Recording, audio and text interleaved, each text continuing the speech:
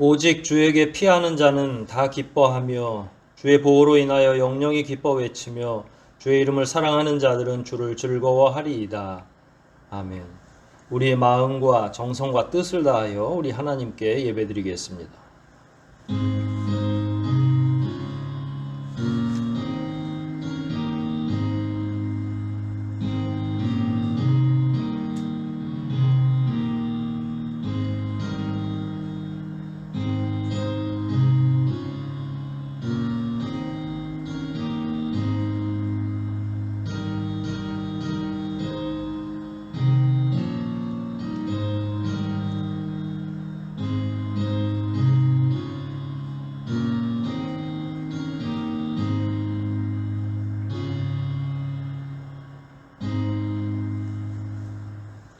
자비하시고 거룩하신 아버지 하나님, 귀한 그 은혜를 따라 주의 자녀들이 지나간 한 주간도 주님 품 안에서 평안을 누리다가 이처럼 새로운 한 주를 또한 주님 안에서 예배로 시작할 수 있도록 불러 모아주시고 찬양케 하시니 감사와 영광을 돌리옵나이다.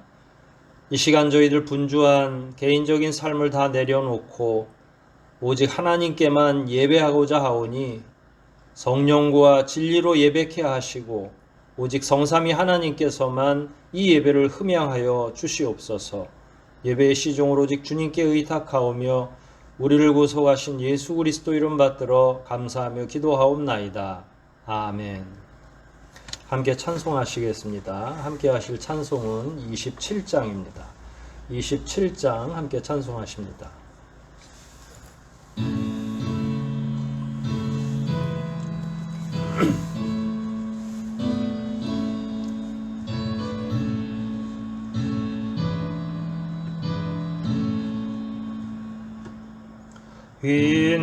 빛나고 높은 보좌와 그 위에 앉으신 주 예수 얼굴 영광이 해같이 빛나네. 해같이 빛나네.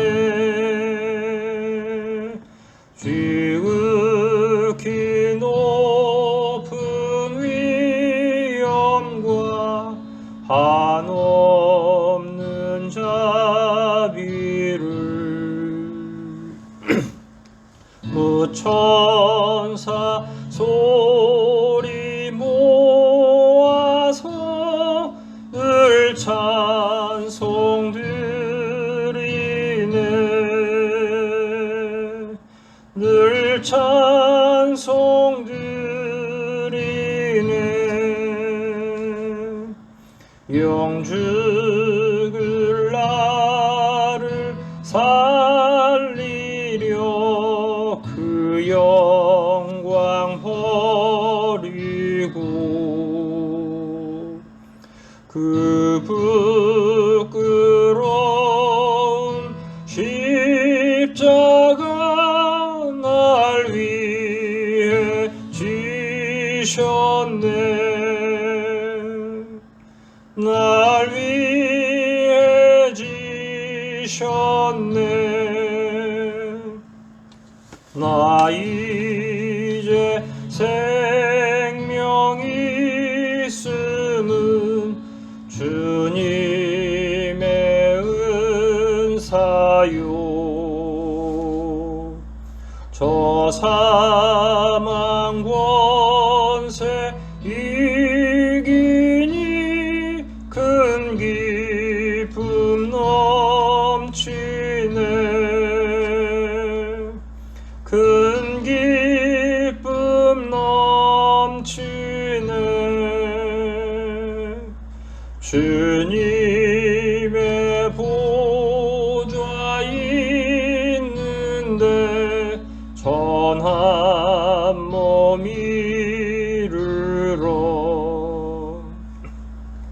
그 영광 몸소 배울 때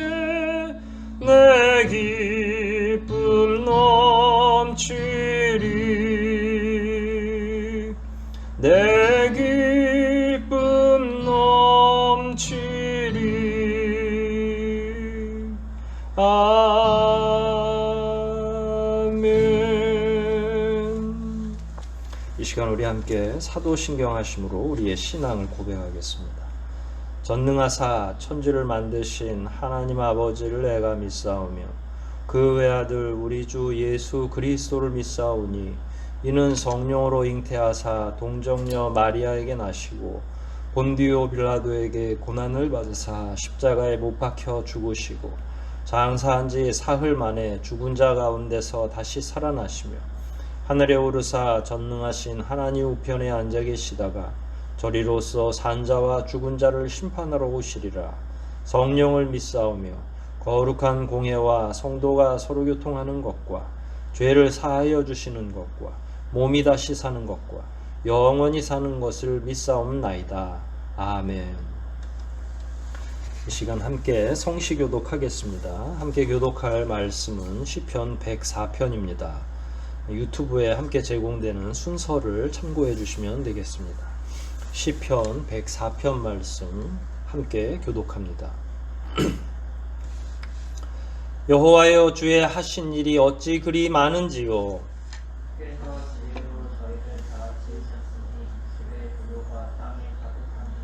저기 크고 넓은 바다가 있고 그 속에 동물 곧 대소 생물이 무수하니이다.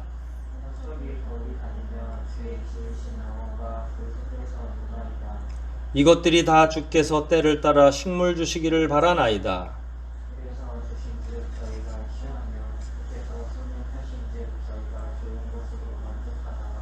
주께서 낯을 숨기신즉 저희가 떨고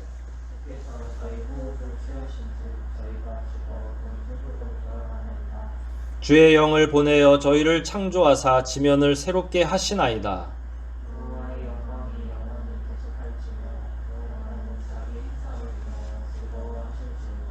저가 땅을 보신즉 땅이 진동하며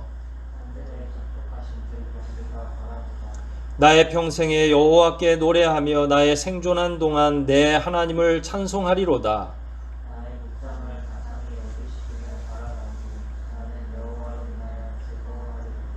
내 영혼아 여호와를 송축하라. 할렐루야. 아멘. 이 시간 우리 함께 기도하실 때 지나간 한 주를 생각하시면서 회개의 기도를, 새로운 한 주를 기대하는 마음으로 간구의 기도 다 함께 드리시겠습니다.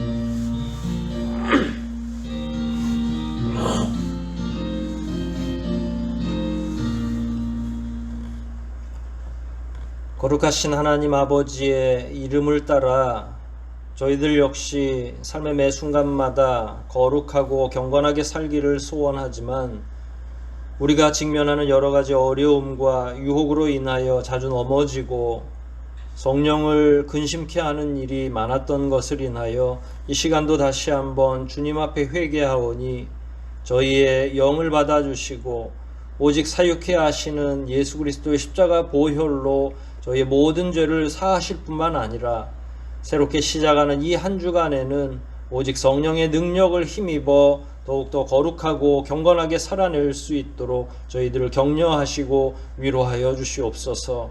오직 말씀을 통해 새로워지기를 소원하는 마음으로 이 자리까지 왔사오니 성령으로 충만케 하시고 말씀으로 덧입혀 주시기를 간절히 소원하오며 우리를 구속하신 예수 그리스도 이름 받들어 감사하며 기도하옵나이다. 아멘. 하늘에 계신 우리 아버지여, 이름이 거룩히 여김을 받으시오며 나라에 임하옵시며 뜻이 하늘에서 이룬 것 같이 땅에서도 이루어지이다. 오늘날 우리에게 일용할 양식을 주옵시고 우리가 우리에게 죄 지은 자를 사하여 준 것 같이 우리 죄를 사하여 주옵시고 우리를 시험에 들게 하지 마옵시고 다만 악에서 구하옵소서. 대개 나라와 권세와 영광이 아버지께 영원히 있사옵나이다. 아멘.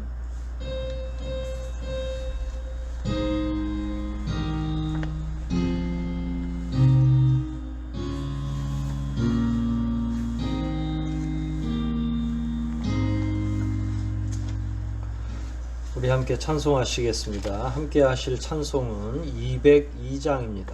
202장 함께 찬송하시겠습니다.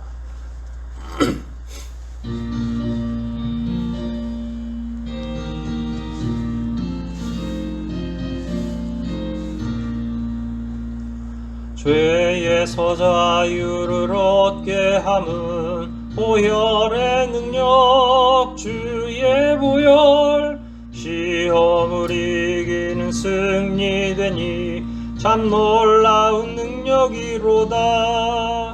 주의 보혈 능력이 또다. 주의 피 믿으오. 주의 보혈 그 어린 양의 매우 귀중한 피로다. 육체의 정욕을 이길 힘은 보혈의 능력 주의 보혈 정결한 마음을 얻게 하니 참 놀라운 능력이로다. 주의 보혈 능력이 또다. 주의 피 믿으오. 주의 보혈 그 어린 양의 매우 귀중한 피로다. 눈보다 더 희게 맑히는 것 보혈의 능력 주의 보혈 부정한 모든 것 맑히시니 참 놀라운 능력이로다. 주의 보혈 능력이 또다. 주의 피 믿으오. 주의 보혈 그 어린 양의 매우 귀중한 피로다. 구주의 복음을 전할 제목 보혈의 능력 주의 보혈 날마다 나에게 찬송 주니 참 놀라운 능력이로다. 주의 보혈 능력이 또다. 주의 피 믿으오.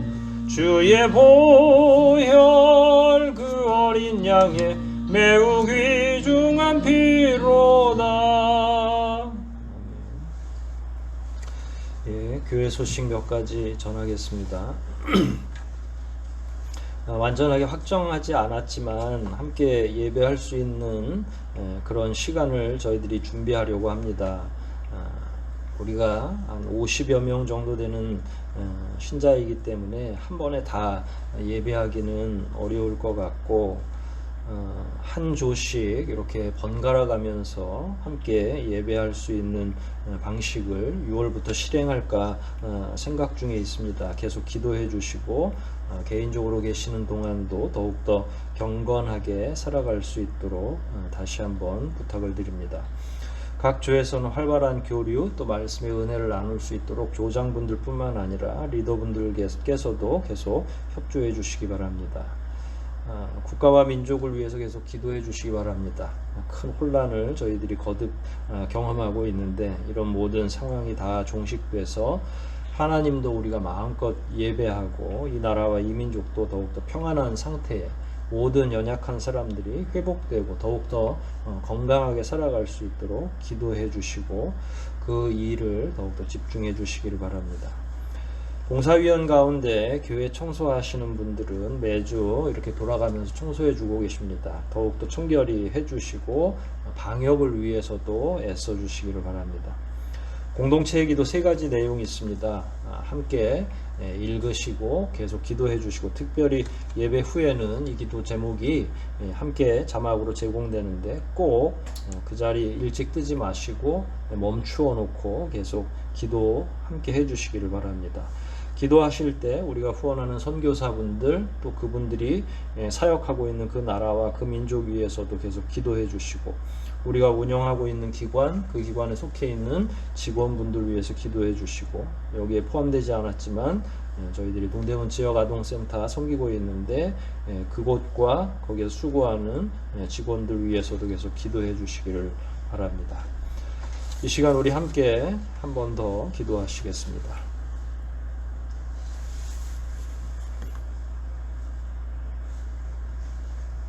거룩하시고 자비하신 아버지 하나님,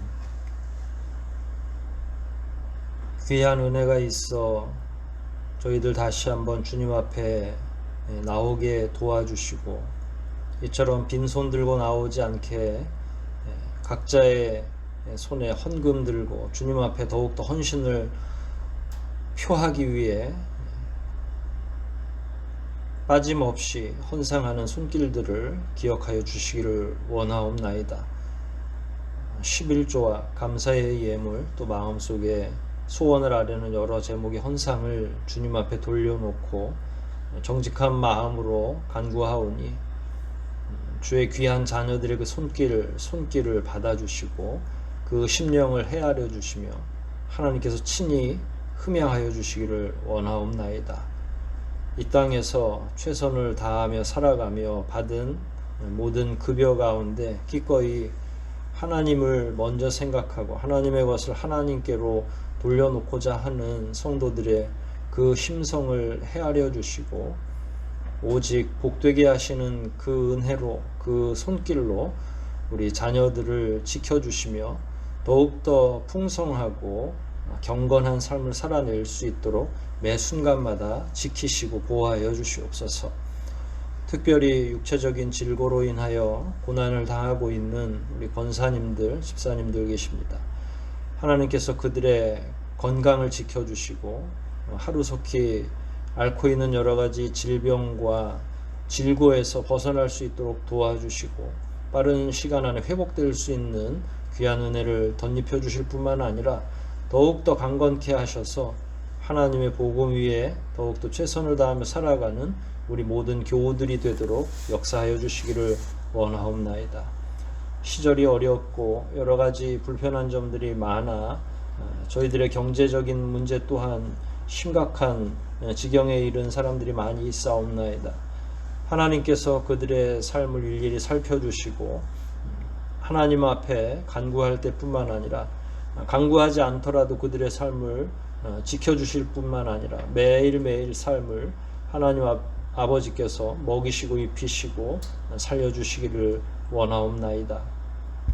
믿음으로 자기의 삶을 주님 앞에 헌신할 때에 하나님께서 가뭄이 다하도록 가루통에 가루가 다하지 않고 기름병에 기름이 다하지 않는 놀라운 역사를 체험케 하셨사온데, 우리 역시 하나님 앞에서 그런 놀라운 역사를 체험할 수 있도록 귀한 은혜로 덧입혀 주시고, 오직 아버지께서 우리에게 베푸시는 귀한 은혜를 따라 욕심내지 않고 겸손하게 더욱더 주님이 우리에게 베풀어 주신 삶을 있는 그대로 받아 누리며 살아갈 수 있도록 귀한 은혜로 덧입혀 주시고 인도하여 주시옵소서. 저희들이 대면하여 예배하지 못하는 시간이 오래 가서 이제는 조금씩 하나님 앞에 함께 모여 예배할 것을 고민하고 묵상하는 중에 있사옵나이다. 좋은 지혜를 허락하여 주시고 과연 우리가 어떻게 예배하는 것이 하나님께 귀한 경배가 되는지를 깨달아 알게 도와주시고, 비록 저희들이 계획하지만 이 모든 어려운 상황, 두려운 상황 속에서 보호하시는 이는 아버지이신 것을 믿사오니 아버지께서 저희 한 사람 한 사람을 지켜주시고 우리 교회 공동체를 채워주시옵소서. 하나님, 이 시간 저희들이 말씀을 또한 살펴보고자 합니다. 과연 예수 그리스도께서 이 땅에서 어떻게 사역하셨으며 어떤 마음과 태도로 저희를 위해 일하셨는지를 배우고자 합니다.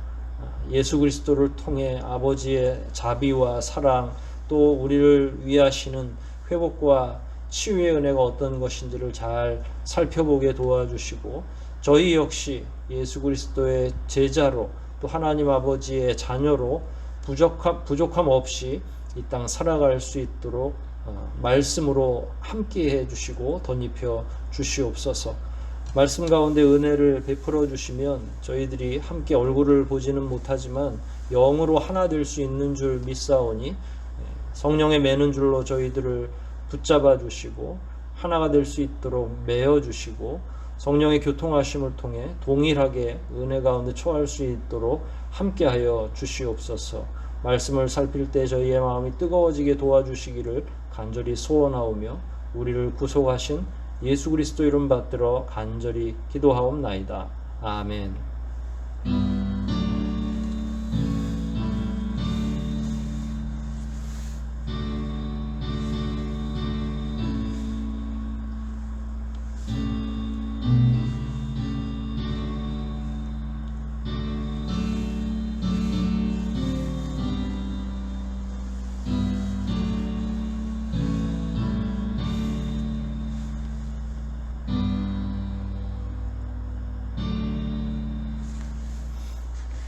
우리 함께 하나님 말씀 찾아서 읽겠습니다. 누가복음 13장입니다. 누가복음 13장 말씀 10절부터 17절까지 말씀을 한 절씩 교독하고 마지막 17절 말씀은 합독하도록 하겠습니다. 누가복음 13장 10절로 17절까지 말씀입니다. 제가 먼저 읽기를 시작하겠습니다. 안식일에 한 회당에서 가르치실 때에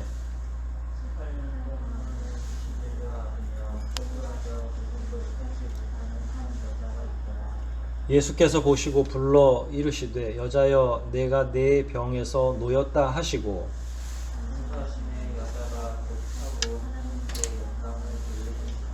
회당장이 예수께서 안식일에 병 고치시는 것을 분내어 무리에게 이르되 일할 날이 엿새가 있으니 그동안에 와서 고침을 받을 것이요 안식일에는 말 것이니라 하거늘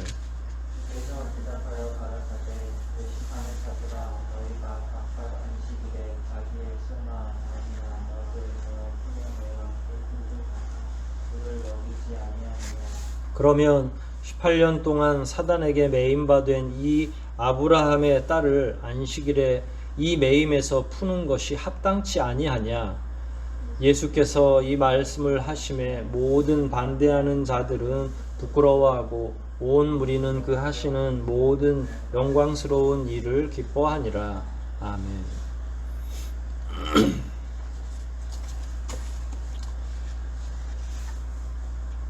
내용이 그렇게 길지도 않고 어려운 말씀도 아니라고 생각을 합니다. 예수님이 어떤 여인을 안식일에 치유하는 그런 내용입니다.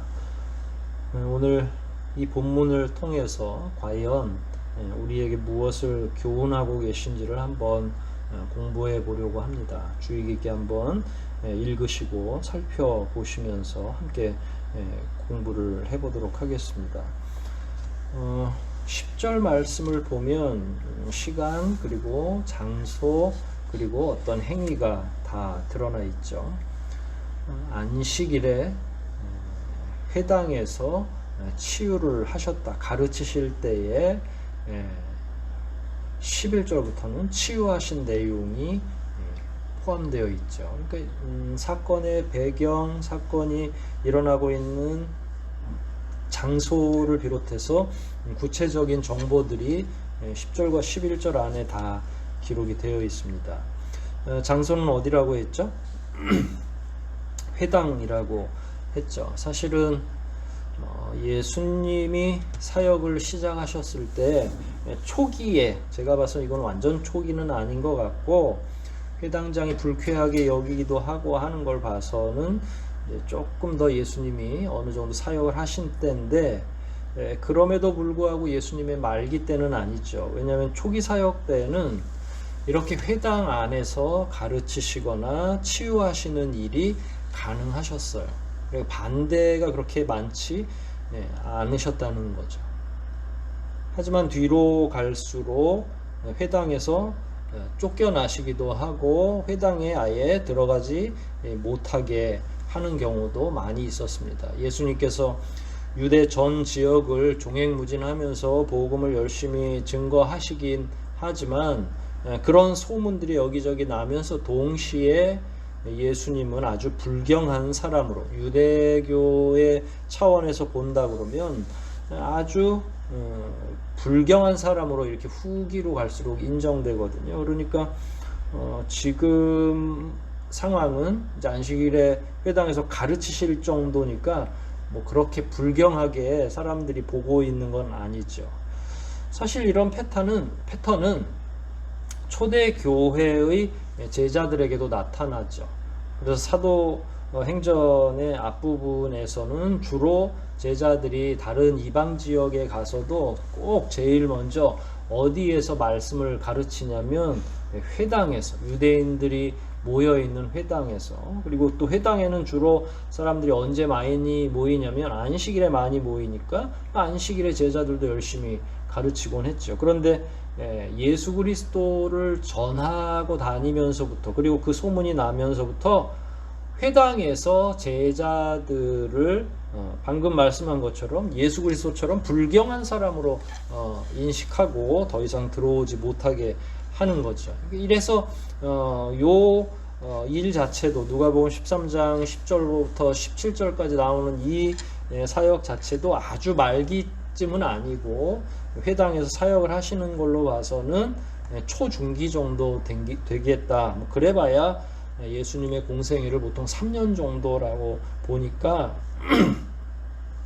이런 사역을 시작하신 지 1년 정도 되신 게 아닐까 이런 생각을 해봅니다.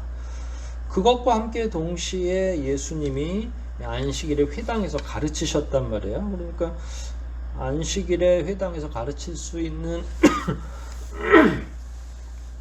자격은 사실은 유대인이라면 누구나 다 가능합니다. 그런데 거기에서 부끄럼 당하지 않으려면 교훈이 특별해야 되고 그 교훈이 율법에 맞아야 되고, 그렇지 않으면 그 사람은 굉장히 공격을 많이 당하겠죠. 그런 의미에서 본다고 하면 예수님은 지금 일종의 사람들에게 공인이 된 상태라고 볼 수 있죠. 어떤 공인이 됐냐면 안식일에 회당에서 사람들을 가르쳐도 될 사람. 그래, 이 유대인들이 콧대가 높으니까 아무에게나 고개를 숙이고 그 가르침에 수긍하지 않거든요. 그럼에도 불구하고 예수님이 안식일에 회당에서 가르치실 수 있었다 하는 건 초기이면서 동시에, 초기라고 해서 아무나 이렇게 가르칠 수 있는 게 아니라고 말씀드렸으니까, 초기이면서 동시에 그 가르침의 깊이가 있는 게 사람들에게 있어서 공인이 된 거다라고 이해하시고 오늘 본문을 이렇게 잘 살피고 공부하면 될 것 같습니다. 이런 배경 가운데 여하튼 시간적으로는 안식일에, 장소적으로는 회당에서, 그리고 행동으로 보면 가르치실 때라고 이렇게 간단하게 요약할 수 있겠죠. 그때 이제 어떤 일이 벌어졌습니까? 놀랍고 큰 일이 하나가 일어났는데 11절에 그 배경이 보여집니다. 18년 동안 귀신 들려서 앓고 꼬부라져서 조금도 펴지 못하는 한 여자가 있더라. 그러니까 소녀라고 하지 않고 여자라고 한 걸로 봐서 어느 정도 나이가 있는 거죠. 30대 중후반부터 뭐 40, 50대까지 뭐 이렇게 볼 수 있는데, 아무튼 어린 여자아이는 아닌 것 같아요. 첫 번째로 귀신에 들렸죠. 그래서 억압을 당했고 그 연장선에서, 그 영향으로 육체가 굽어서 일종의 꼬부라져 있다는 이야기예요. 참 고통스럽죠. 이런 고통은 어떻게 표현할 방법이 없어요. 정작 본인 외에는 알 수도 없고, 몸도 또 근육도 또 영도 완전하게 이렇게 억눌려 있는 거죠. 굽어 있다라고 하는 건 육신적인 구분뿐만 아니라 영적으로도 완전하게 사로잡혀 있는 그런 상태까지를 다 포함하고 있는 거죠. 이런 상태로 1년 혹은 2년도 아니고 몇 년을 살았다고요?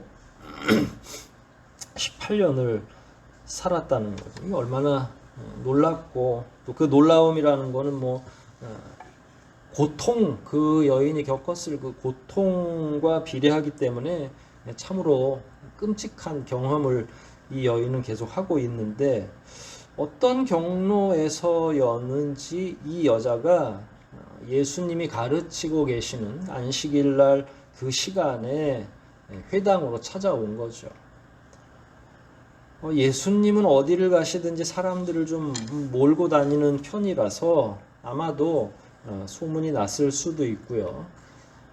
그 소문 가운데 예수님이 치유의 능력이 있다는 것, 또 축귀, 귀신을 몰아낼 수 있는 능력이 있다는 건 이미 알려진 사실이니까 이 여인이 예수님이 오신다는 소식을 듣고 억지로 여기까지 온 것이 아닌가 추측을 해볼 수 있습니다. 왜냐하면 완전히 육신이 이렇게 꼬부라져서 조금도 펴지 못한다고 본문은 기록하고 있는데, 회당까지 올 수 있는 건 특별한 열심과 관심이 아니면 불가능하죠.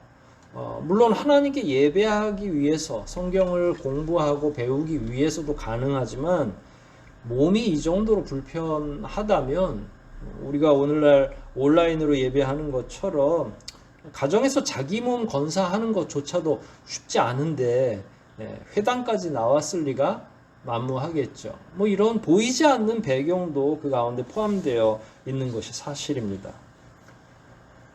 오늘 주제와 무관하긴 하지만 성경엔 이런 고통이 유독 여성에게 많이 일어나는데, 특별히 여자이면서 동시에 이런 육체적인 고통까지, 즉 사회적인 약자이면서 또한 육체적인 고통까지 당하고 있는 거예요. 그러면 이거는 단순히 이중적인 고통이 아니라 몇 배가 더 가중되는 거죠. 경제 활동도 못하게 되고, 남자가 아니니까 또 이런 질병은 또 죄인으로, 죄 때문에 이렇게 된 거라고 죄인으로 오해받기도 쉽고, 참 보편적으로 살아가기 어려운 상황에 놓여 있는 걸 의미합니다. 그런데 몇 년을 이렇게 살았다고요? 18년 동안을 이렇게 살았던 거죠. 아마 예수님은 그 회당에 있는 모든 사람들을 다 한눈에 넣을 수 있으셨겠죠. 우리가 있는 이 예배당 정도의 공간일 수도 있고요. 더 좁을 수도 있고요. 한눈에 다 들어오겠죠. 그런데 유독 이 여인은 처음부터 계속 설명한 것처럼 완전히 꼬부라져서 펴지 못하는 상태로 있는 거예요. 그런 상태로 예수님께 말씀을 배우거나 혹은 치유를 얻기 위해서 왔으니까 그게 어떻게 예수님 눈에 안 띌 수가 있겠어요? 다 예수님 눈에 한눈에 딱 띄는 거죠. 그래서 그 다음에 이제 계속 진행이 되는 겁니다. 예수님이 12절입니다. 예수께서 보시고 불러 이르시되 여자여 내가 내 병에서 놓였다 라고 말씀하셨어요. 놓였다라고 하는 건 뭐겠어요? 노임을 당한 일종의 잡혀 있었는데 놓였다라고 하는 건 해방, 자유를 의미하죠. 물론 병을 이야기하신 거니까 병에게 억압되어 있었는데, 이건 아까 말씀한 것처럼 사탄도 마귀가 이 여자를 완전하게 사로잡고 있었는데 마귀로부터도 노임을 받았고, 또 꼬부라져 있는 상태로 18년이나 그 완전히 근육이 오그라들어 있는데 그것으로부터도 펼쳐지는 그 모든 걸 놓였다라고 표현한 거죠. 그러면서 동시에 이 말씀을 하시면서 동시에 행동도 하나를 하셨죠. 안수를 하셨죠. 13절에 안수하심에 그 다음에 이제 여자가 곧 펴고 하나님께 영광을 돌리는지라. 이게 완벽한 기적이에요. 간혹 이렇게 근육이나 이런 게 완전히 수축되어 있다가 현대의학으로도 치유를 받을 수 있겠죠. 수술을 하고 뭐하고 하면. 그런데 18년 동안 만일, 오늘날도 마찬가지예요. 오늘날 상상을 통해서 이렇게 볼 때 18년 동안 이렇게 근육이 쪼그라붙어 있으면 그걸 수술하고 펴고 재활하는 데까지 얼마나 걸리겠어요? 좋기 1, 2년은 걸리리라 생각을 합니다. 우리가 다리가 문제가 생기거나 손이 문제가 생겨서 수술을 하거나 회복을 시킬 때 이 과정을 보면 굉장히 오랜 기간이 걸리거든요. 그러니까 이렇게 18년이나 완전히 몸을 못 쓰고 있는 여인이 회복되고 치유되려고 하면 현대의학보다 더 오래 걸렸으리라 생각이 되죠. 그런데 예수님이 오늘 본문을 통해서 내가 내 병에서 놓였다라고 말씀하시고 안수했는데 그 다음에는 즉시 그 여자가 다 폈다라고 하는 거예요. 그러니까 이거는 일반 은총으로서가 아니라 완전하게 특별 은총으로서 예수님이 기적을 베풀어 주신 거죠. 뭐 그게 안수의 능력이든 말씀의 능력이든 그 둘이 함께 행한 것이든 아무튼 주변에 있는 모든 사람들은 놀랐습니다. 안 놀랄 수가 없죠. 왜냐하면 그 여인은 예수님이 데려온 여자가 아니라 자기들과 함께 살던 자기 동네에 아주 유명한 오랫동안 앓던 여자예요. 누가 봐도 이 여자는 지난 18년 동안 한 번도 허리를 펴지 못하고 있었던 사람인데 어떻게 이렇게 갑자기 재활 기간도 없이 허리를 펼 수 있을까? 이건 뭐 보통 놀라는 게 아니죠. 그런데다가 이게 시간적인 배경은 언제라고 그랬어요? 안식일이라고 했죠. 그러면 안식일에 회당에 사람이 많았겠습니까? 적었겠습니까? 뭐 이건 뭐 추측을 얼마든지 쉽게 할 수 있는 거죠. 사람들이 다 안식일에는 회당에 모여서 말씀을 읽고 또 그 말씀을 해석하고 공부하는 그런 과정을 거치니까 그 어느 때보다 일주일 기간 내내 그 어느 때보다 사람들이 제일 많이 붐비는 시간이었죠. 그 붐비는 시간에 이 여인이 완전하게 치유를 받은 거예요. 대단히 놀랍고 이 여인은 결국은 예수께 감사할 뿐만 아니라 13절에 여자가 곧 펴고 하나님께 영광을 돌렸다. 보통 영광을 돌렸겠어요. 막 울고 흐느끼고 감격하고 그러면서 하나님을 찬양하는 아마 그날 이 광경을 본 모든 사람들이 충격에 혹은 그 놀라움에 그 기적의 베풀어짐을 보면서 굉장히 충격적이고 놀라운 경험을 했으리라 생각을 합니다. 이게 이제 사건이 다 끝난 겁니다. 이런 일들이 벌어진 거죠. 그런데 다음 순간에 제가 봐서 더 놀라운 일인데 회당장이 찬물을 끼얹죠. 예나 지금이나 이런 일들이 비일비재하게 일어납니다. 순기능으로서 무엇인가 어떤 일을 하면 그걸 굉장히 부정적인 언사로 찬물을 끼얹는 사람들이 있죠. 우리가 앞부분의 사건만 생각해 놓는다면 이 뒤에 일어나는 회당장이 이야기하는 이 이야기는 사실은 합리적인 생각을 하는 사람이라면 이해하기가 어려운 거죠. 이 회당장이 뭘 이야기했습니까? 14절에 회당장이 예수께서 안식일에 병 고치시는 것을 분내어 화가 났다는 거예요. 무리들에게 뭐라고 이야기를 했어요? 하고 많은 날도 많은데 안식일 말고 평일날 이런 일을 해라 라는 거예요. 6일이 더 있는데 왜 하필이면 안식일날 하느냐라는 거죠. 이런 안식일의 행동, 안식일에 이런 일들을 하는 건 회당장으로서 불편하다는 이야기입니다. 저는 이게 더 놀랍다는 거죠. 사람 하나를 살리는 일, 그 사람 하나를 놓아주는 일, 억눌려 있고 가로막혀 있는 그 상황에서 해방시켜주는 그 일이 안식일이기 때문에 해서는 안 되는 일이라고 생각하는 이 사람, 그리고 이 사람이 포함되어 있는 유대교, 그리고 그 당시에 이 사고가 이 사람이나 유대교가 아니라 보편적인 이스라엘 사람들의 사고였다는 게 정말로 놀라울 따름이죠. 때로는 이렇게 종교를 가지고 있지 않은 사람들도 이런 방식으로는 응대하지 않습니다.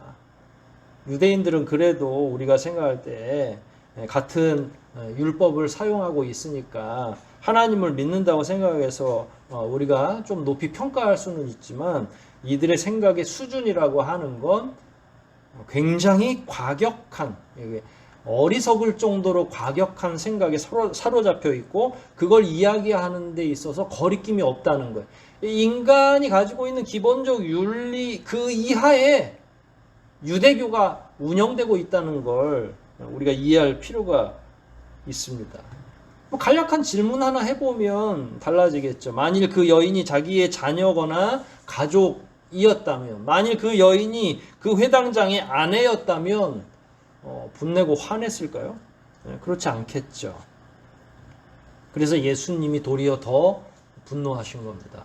예수님이 15절에 뭐라고 이야기하십니까? 주께서 대답하여 가라사대 외식하는 자들아. 아마 그 주변에 많은 자들이 이 생각이 동조했던 거예요. 왜냐하면 17절에 예수께서 이 말씀을 하시면 모든 반대하는 자들은 부끄러워하고, 그러니까 반대하는 자들이 회당장 하나가 아니라 그 여인을 둘러싸고, 그러니까 그 옆에 있던 모든 자들이 회당장에 이 이야기를 할 때에 동조를 한 거죠. 그래, 고치는 것도 좋은데 이거는 아까 말한 것처럼 6일이나 더 있는데 그때 와서 고칠 일이지 꼭 오늘 같은 날 고쳐야 되겠어? 라고 이야기를 한 거겠죠. 수군수군 대고. 그러면 놀라면서도 시기하고 질투하고, 놀라면서도 한편으로는 그런 일을 다른 나라 하기를 원하는 거예요. 앞뒤가 전혀 맞지가 않지요.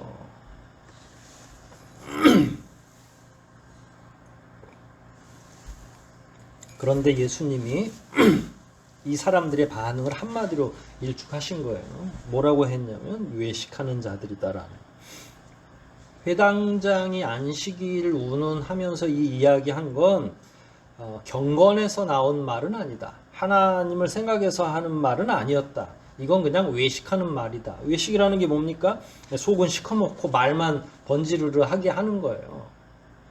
그럼 예수님은 어떻게 하셨어요? 하나님이시니까 아시는 거죠. 원래 회당에서 말씀을 읽거나 예배하는 행위는 누가 그 영광을 받냐면 삼위일체 하나님이 영광을 받으시는 거예요. 근데 받으시는 분이 그게 영광스러워야 영광을 받는 거잖아요. 그런데 예수님이 하늘 보좌에 계실 때 이미 유대인들이 말은 이렇게 번지르르하게 하면서 하나님 알기를 우습게 알고 우상 숭배만 공공연하게 하지 않을 뿐 하나님과는 전혀 상관없는 행동으로 일관하는 유대인들을 알고서 이 땅에 오신 거예요. 그러니까 외식하는 자들이라고 하신 게 맞는 거죠.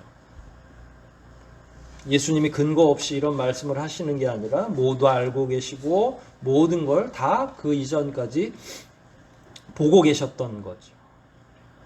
그리고 나서 15절 중후반부터 하나의 말씀을 하시는 거예요. 굉장히 제가 봐서는 화가 많이 나셔서 그 강한 억양으로 말씀하셨으리라 생각해요. 예수님은 연약한 자들에게는 굉장히 한없이 부드럽게 이야기하죠. 어린아이들이나 죄인들, 오히려 연약한 자들에게는 소리치지 않으세요.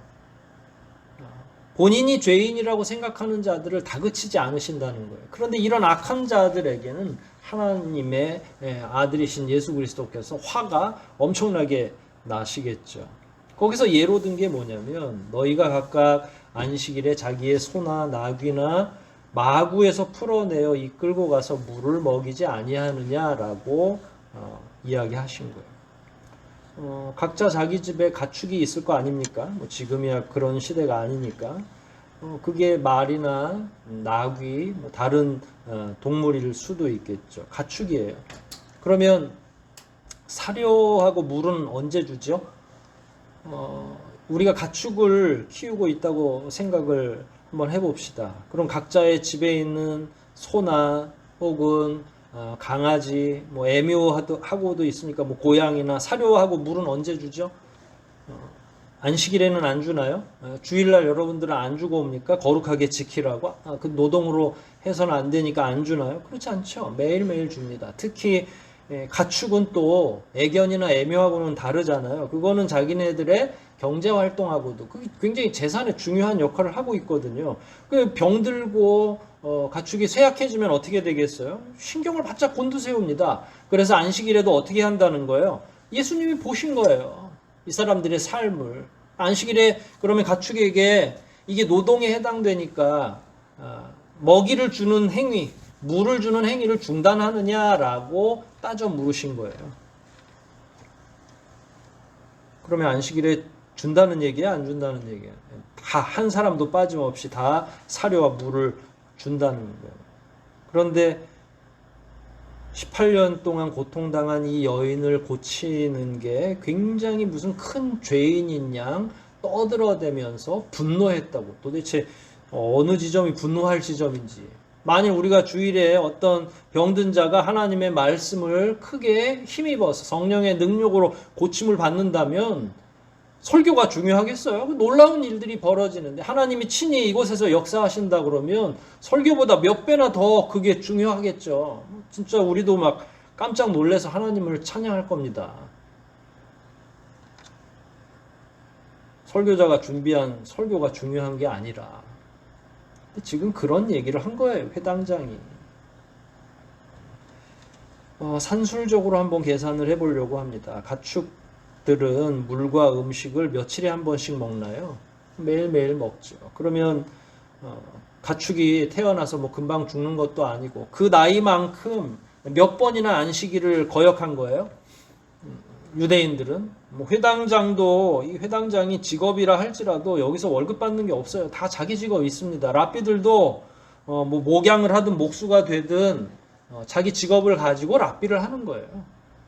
그러면 가축을 다 누구나 다 이렇게 한 마리 두 마리 자기의 재산으로 키울 텐데 그럼 가축들은 안식일에 물을 분명히 준다고 했고 그럼 여태까지 그 가축들이 살아오는 동안 몇 번이나 안식일을 범한 거예요. 수도 없이 헤아릴 수 없죠. 이게 가당치도 않은 거예요. 그럼 18년간 억압되어 있는 이 여인은 안식일을 몇 번이나 거역한 거예요. 18년 동안. 오직 오늘 하루를 범한 거죠. 예수님이 분노의 지점이 여기 있는 거예요.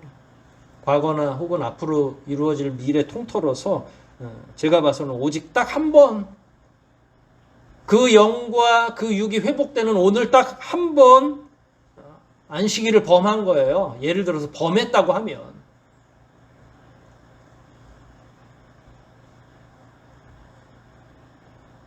참 끔찍한 비유죠.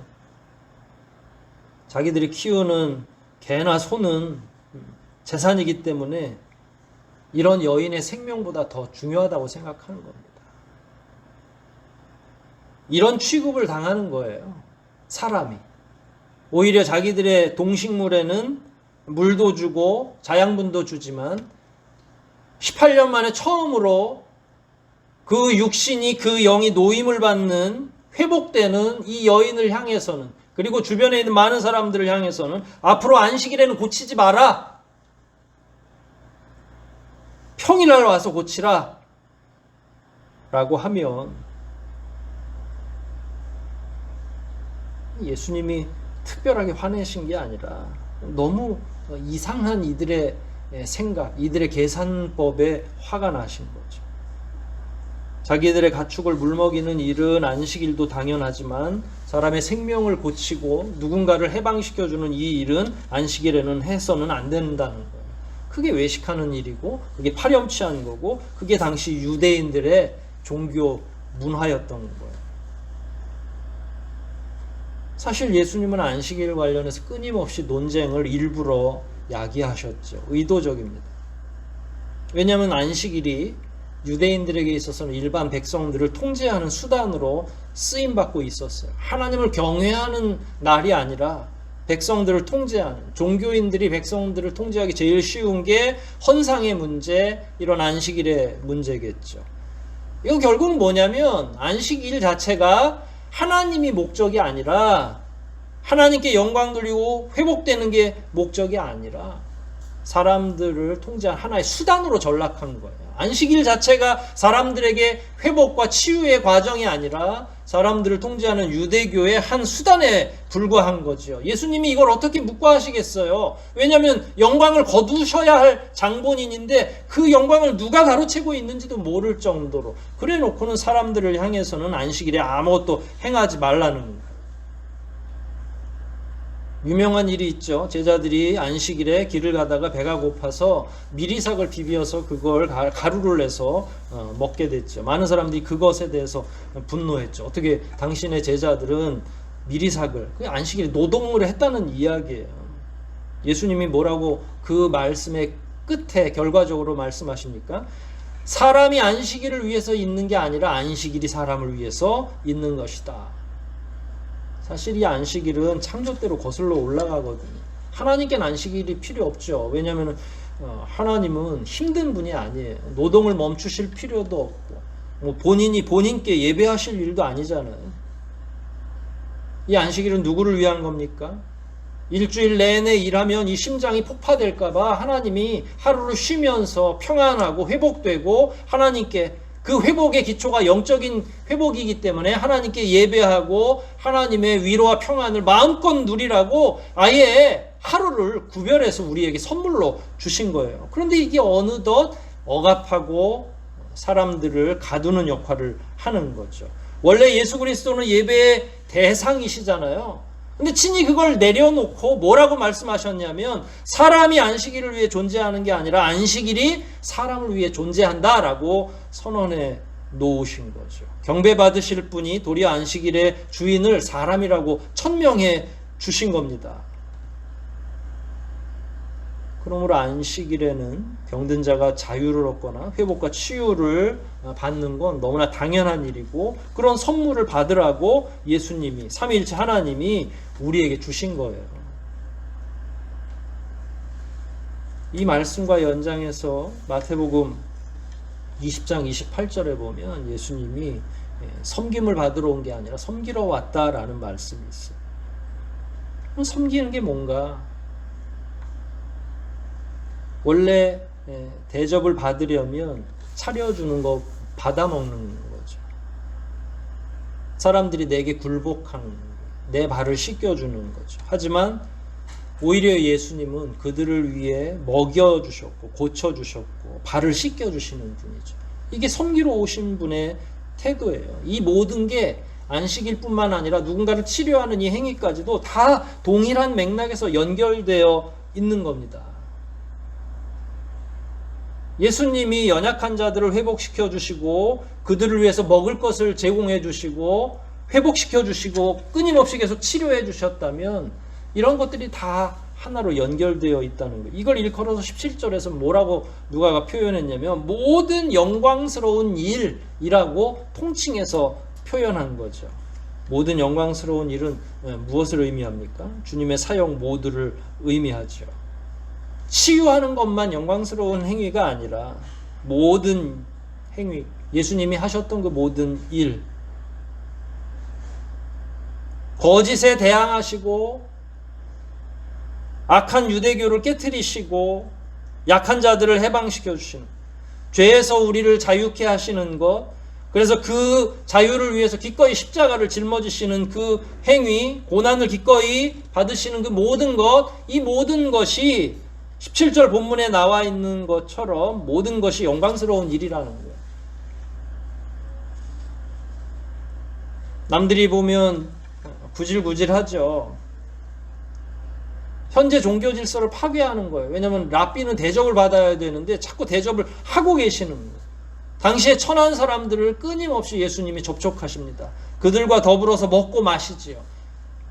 사람들이 생각할 때에 권위를 깨트린다고 생각을 하는 거예요. 그런데 그 권위를 깨트리는 일이 예수님에게는 영광스러운 일이에요. 그러니까 사실은 영광과는 거리가 먼 일인데 이걸 역설적으로 누가가 표현한 거죠. 곤란하고 수치스러운 십자가까지 예수님이 다 이루신 거예요. 누가는 이걸 영광스러운 일로 표현한 거고요. 얼마나 놀라운 일입니까? 가장 적절한 표현이라고 생각이 됩니다. 그 영광스러운 일 안에 저와 여러분의 구원이 포함되어 있는 거예요. 우리를 구원하시기 위해서 기꺼이 십자가의 고난과 수치를 받으신 거잖아요. 영광을 포기하는 게 영광스러운 일인 거죠. 주님에게는. 거짓 종교를 깨트리시고 모든 이들을 회복시키시고 쉴 시간조차 없이 끊임없이 밀려드는 환자들을 치유해주고 그들에게 자유를 선포해 주시는 것. 그 사역이 바로 예수 그리스도의 사역이고 누가의 표현대로 그게 바로 복되고 영광스러운 모든 일에 포함되는 겁니다. 참 대단하고 놀랍지 않습니까? 주님은 본인의 영광을 성취하기 위해서 이 땅에 오시지도 않았고 그런 일을 행하지도 않으셨어요. 그는 오히려 우리가 죄로 말미암아 잃었던 하나님의 자녀로서의 영광을, 그 신분을 회복시키시는데 최선을 다하셨던 거예요. 그게 바로 영광스러운 일이 아니겠습니까? 예수님의 삶을 묵상할 때에 그 모든 전부를 내려놓으시고 세상 권세에는 대항하고 그들을 야단치셨지만 그분이 가지고 계신 그 모든 자비와 그 사랑은 하나도 남김없이 우리를 위해 사용하셨다 하는 그 이야기입니다.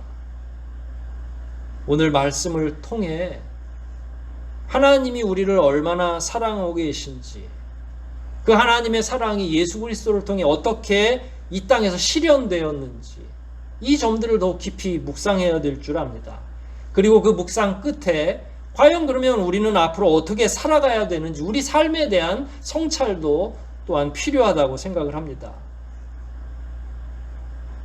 어려운 시절을 보내고 있는 우리가 생각할 때에 우리는 마치 버림받은 것처럼 보여지고 하나님 앞에 나아가지도 못하는 이 상황이 너무 고통스럽고 두렵지만 우리 하나님은 손 놓고 계시는 분이 아니에요. 여전히 우리를 위해 일하고 계시고 오늘 본문에서처럼 이런 영광스러운 일로 우리를 지금도 바라보고 계시고 회복시켜 주신다는 사실을 끝까지 잊지 마시고 항상 묵상하시며 늘 승리하며 살아가시기를, 또한 우리 삶에 있어서 실천하며 살아가시기를 주의 이름으로 다시 한번 권면드립니다. 우리 한번 말씀 생각하시면서 기도하시겠습니다. 예수 그리스도께서 본인의 영광을 취하는 대신에 우리의 영광스러운 신분을 회복시켜 주시는 그 일을 위해 기꺼이 수치스러운 일을 다 당하신 것을 다시 한번 묵상하시면서 과연 우리는 어떤 삶을 살아야 될지, 우리는 어떤 위로를 받으며 살아가고 있는지 되짚어보고 말씀대로 사는 길이 어디에 있는지를 더 깊이 깨달아 알게 해달라고 이 시간 함께 통성으로 기도하시겠습니다.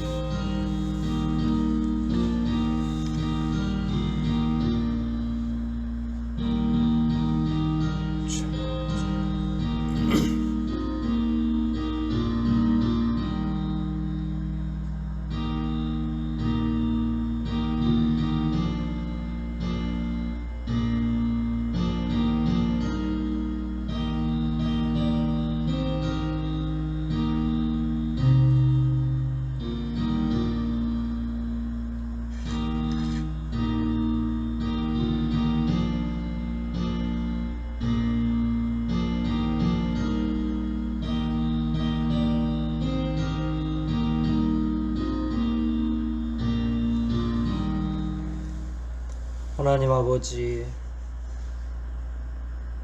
하늘 영광을 다 버리시고 이 땅에 오셔서 가장 수치스러운 십자가를 달게 받으시며 기쁨으로 우리를 구원해 주신 예수 그리스도의 삶을 저희들이 오늘 다시 한번 배우게 되고,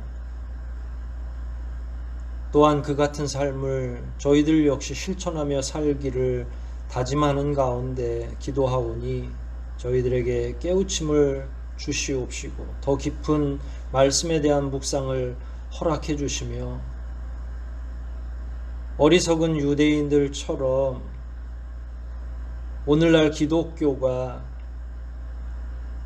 하나님께 영광 돌리기는커녕 스스로가 목적이 되고 하나님과 성경은 수단이 되는 그런 어리석음에 빠지지 않도록 늘 깨어있게 도와주시옵소서. 과연 하나님께서 우리에게 원하시는 바가 무엇인지를 잘 깨달아 우리 각자의 삶의 영역에서 더욱 거룩하고 경건하게 참된 신자로서 살아갈 수 있도록 늘 함께하여 주시옵소서. 예수만 바라보며 살아가게 도와주시옵소서.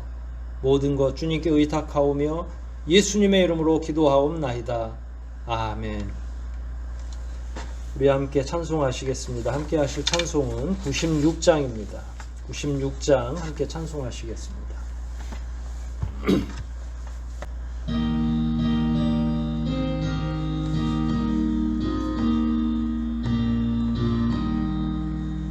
온 세상이 캄캄하여서 참 빛이 없었더니 그 빛나는 영광 나타나 온 세계 빛이었네. 영광의 주, 영광의 주, 밝은 그 빛 내게 빛이었네. 영광의 주, 영광의 주, 이 세상의 빛은 오직 주 예수라. 주 말씀을 믿는 사람은 그 마음이 시원하고 주 명령을 준행하는 자 그 길이 환하겠네. 영광의 주, 영광의 주, 밝은 그 빛 내게 빛이었네. 영광의 주, 영광의 주, 이 세상의 빛은 오직 주 예수라. 죄 가운데 사는 사람은 그 눈이 어두워도 그 죄악을 씻는 날에는 그 눈이 밝아지네. 영광의 주, 영광의 주, 밝은 그 빛 내게 빛이었네. 영광의 주, 영광의 주, 이 세상의 빛은 오직 주 예수라. 구주 예수 그리스도의 은혜와 하나님 아버지의 무한하신 사랑과 교제케 하시는 성령님의 감화감동 교통하심이 예수 그리스도의 영광스러운 그 사역을 본받아 이 세상 살아가는 동안 더욱 충실하게 경건하게 살기를 소원하는 주의 사랑하는 모든 자녀들과 그 가정과 속한 사업장과 이 교회와 그리고 하나님께서 특별히 사랑하시는 이 나라와 이 민족 위에 지금부터 영원토록 함께 있어지이다. 아멘.